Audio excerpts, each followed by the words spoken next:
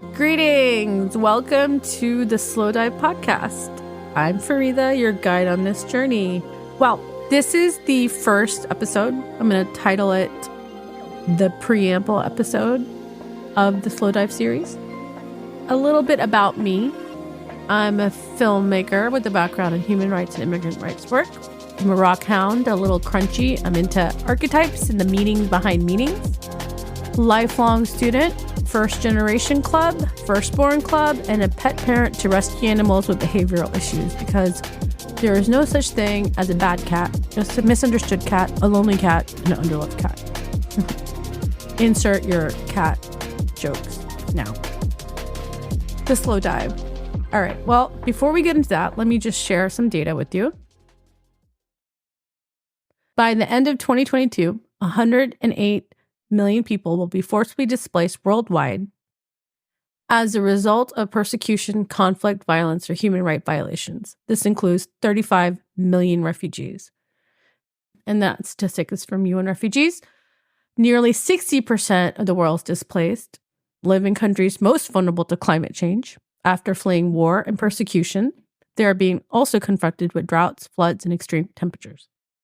What does that say? Our planet is hurting, right?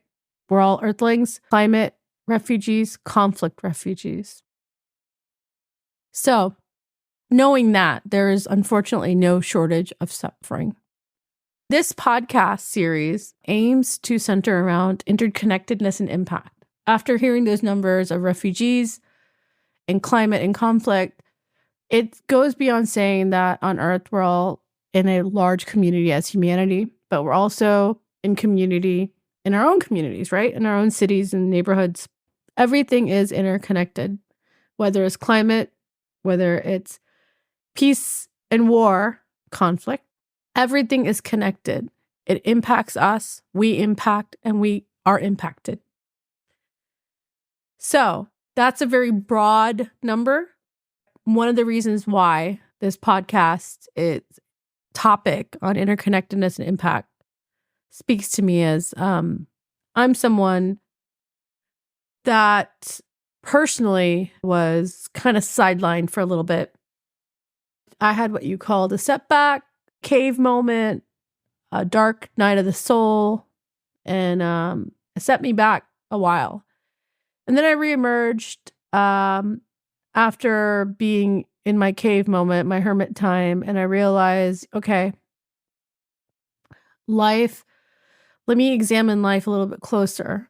During that time, one of the things when you're in isolation, and I joke about this with some of my friends who kind of reconnect with me after years of me kind of disappearing, like, where were you, Farida? I was like, I was in prison. No, I was not in prison, but kind of was a mental prison, I guess. And not to sound crazy, I wasn't crazy, but the point is sometimes life kind of sidelines you. And in those moments, your human spirit is tested. And for me, and I'm sure so many of us, and through this podcast, you'll meet some of those people and you hear some of those stories.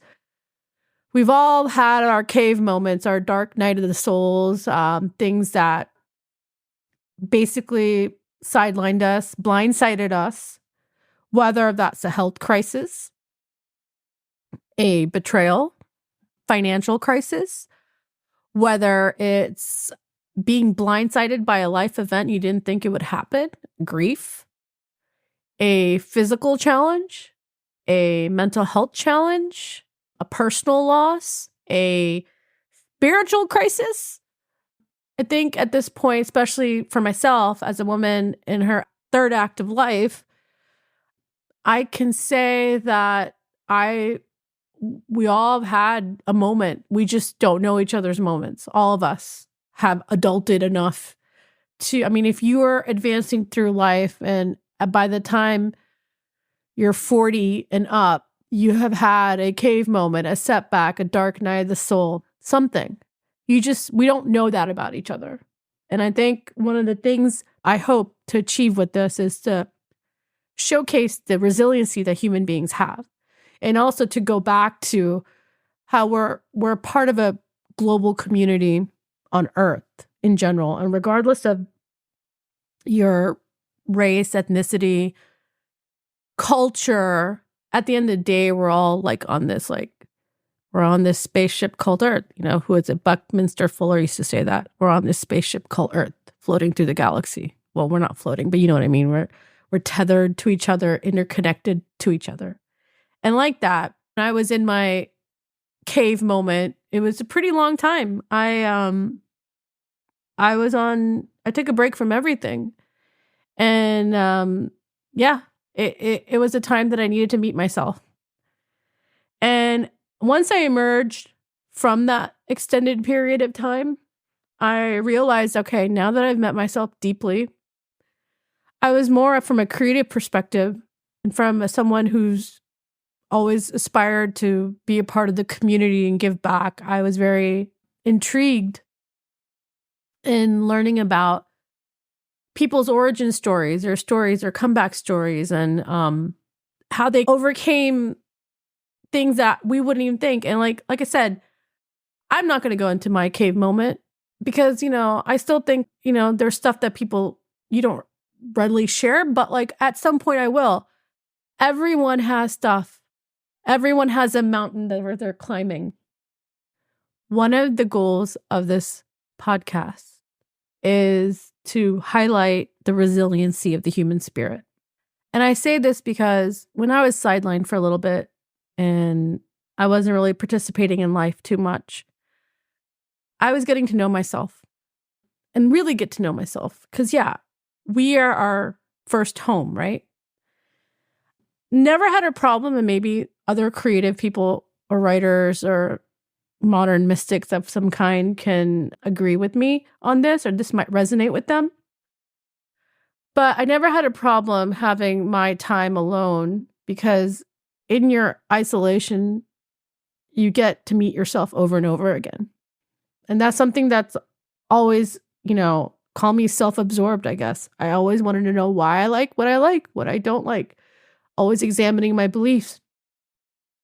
But now that I'm older and I've been through many cave moments and dark night of the souls, and thank God reemerge as I would like to say, a healthier, better, more well-learned student version of myself who still aspires to learn throughout her life. I'm interested in knowing how everyone else's cave moments are. Because the human spirit truly is resilient.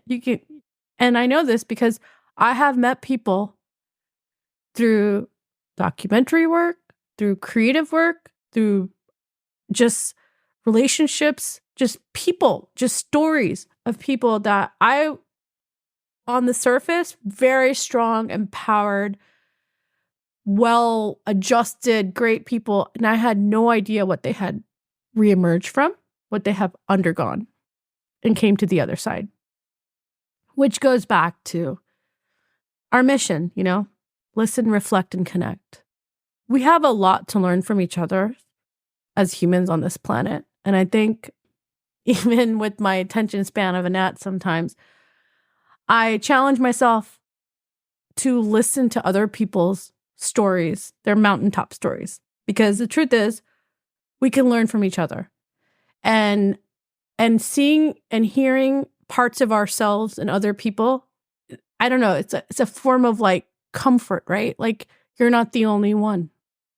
Now, mountaintops. If you look at the podcast cover art that my wonderful designer designed, we made sure to put mountains in there. Symbolically, we all have a mountaintop. We're all carrying stuff, our stuff. And if we're part of families and relationships, perhaps we're carrying other stuff, whether that's generational trauma, whether it's our own issues that we haven't challenged ourselves to, whether it's a test placed on us. Everybody has a mountain they're climbing. And even when you get to the top of the mountain, before you appreciate the view, you got to unpack. And then what? You're at the top of the mountain. You're a little bit exhausted. You're still processing. You're still trying to figure out like what just happened. You need a little buffer zone before you figure out your next steps. So I hope that I get to introduce you to amazing people that have gotten to the top of the mountain, made it to the top, and now are sharing their stories. And in their stories, if you're still climbing up a mountain, you'll see that you too can get to the top of the mountain and get the views and be able to help someone else and make it okay, make it safe. Probably what really is anchoring this podcast is that if we're all on this planet together and we're all interconnected, we have an opportunity to be impacted and be an impact. Then that means our life here, everything we do has an effect. So it's about intentional living, right? So what happens when you have a setback or a cave moment or a dark night of soul or crisis? How do you come back from that? My goal is to have those conversations and discussions from people who are in the community. Either they've devised systems and ways to give back to the community, or people as individuals, heroes and heroines in their own story of life, have overcame some adversity and now are on the other side. Now they're a lighthouse, right? They're a lighthouse. They have somehow managed, like, for example, one thing I can say is like fear, right? What are you the most afraid of? What if like your worst fear came true? Then what? That fear that holds you back from not living life fully because you're afraid of something? Because what if that happens? What if that actually happened to you? What if all your fears came true?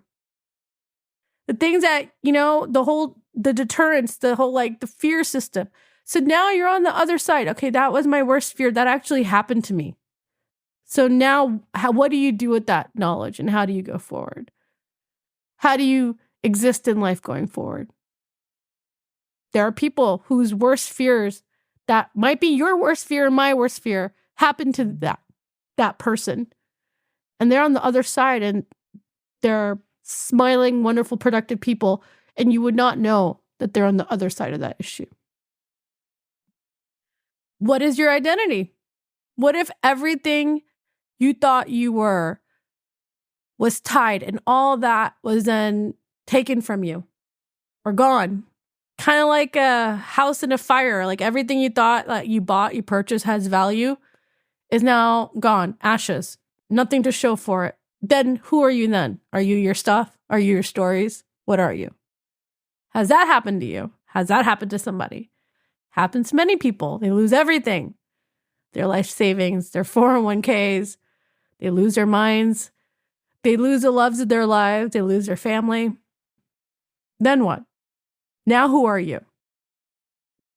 You got to go back to the cave. You got to reemerge. You got to be in that caterpillar soup. Who are you? That's another thing.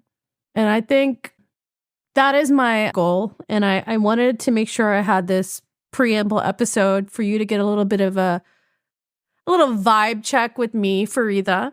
You get to kind of get into my head. And of course, I have an amazing producer and I'm going to have a lot of great people and guests, hopefully, that want to be a part and share their stories on this podcast and feel comfortable sharing it.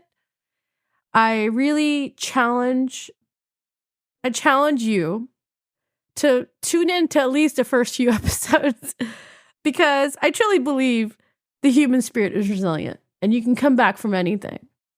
I do believe in reinvention. I believe in reemergence. I believe that on a very mystical level, we die. We die each time we feel immense loss and we reform as something else and we come back again. And I don't mean death as in death like life, but death of our old selves. And we reemerge as better versions. And it's kind of like what Herman Hesse used to say, that we are ascending on a spiral, right? You unlock a new level, but you're still ascending up a spiral. So when you're on a new level, you're still at the bottom of that level and you haven't reached the top yet, but you're just a better version of yourself. And that truly is the premise of why I feel like this podcast might be enlightening and pirate. Truly, this is why I feel like the objective and the mission behind this podcast is to empower and inspire you, and to also to give you a moment to reflect on your own life. If you're listening to this, I don't know, in your car or in the background, even if, you have a minute to ask yourself questions and meet yourself again.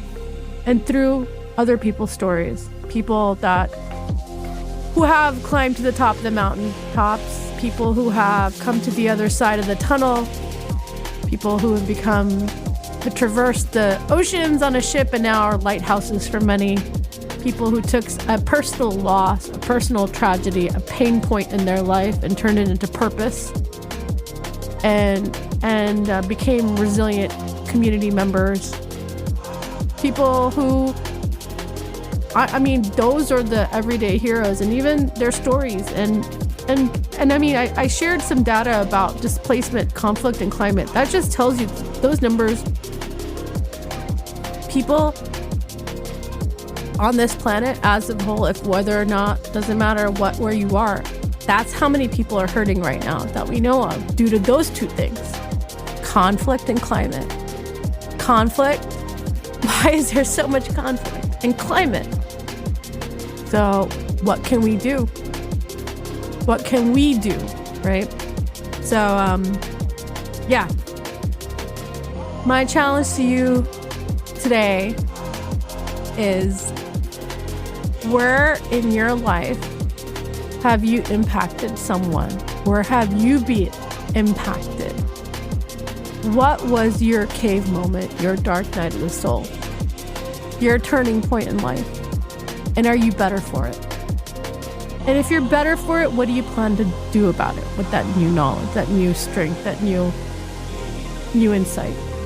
Because, life doesn't get easier. I just think we get stronger. It's true. Life doesn't get easier. We just get stronger. We just learn. With every unlocked challenge, we learn. We're like, all right, level 4 completed, level 5, let's go.